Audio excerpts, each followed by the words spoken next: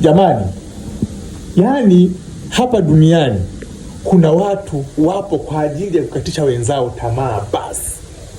Yani wanakukatisha tamaa, na sio kukatisha tamaa kwa maneno, wanakukatisha tamaa kwa matendo. Si unaelewa?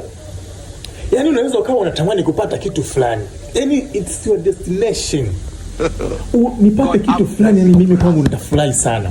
Lakini unakuta huyo mtu hicho kitu ambacho wewe unachokitamania yeye anacho na anajifanyia kazi loko. Yani anajifanyia kazi hakipi hadhi ambayo wewe unaweza ukakipa. Sio, nielewa? You get it? Nisikilize kwa makini. Unaweza ukawa unatamani upate gari. Yani unasema jamani mimi nipate angalau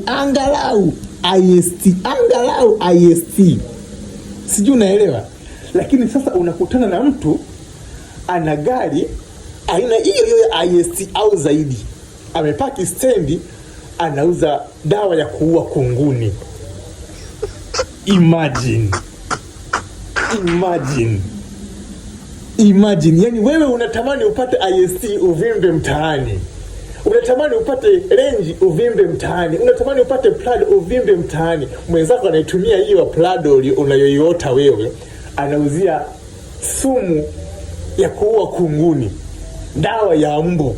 Kweli, tena unakuta yuko proud kabisa, ameweka na kile kispika kile cha kuwasajilia laini.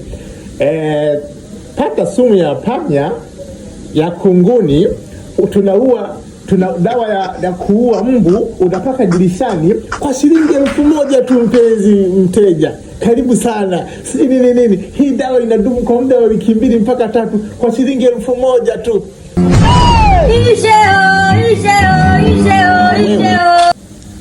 Unajua mimi natamani niwaulize mmekwama wapi?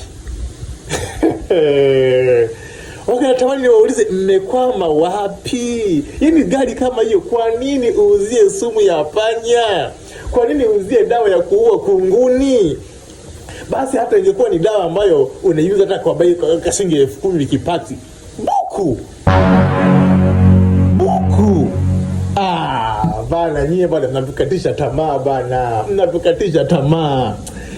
Mmekwama wapi? Mmefeli nini? Mnashindwa kutumia hiyo gari kuvimbia mtaani. It is our destination, hayo magari mnayotumia vibaya hivyo.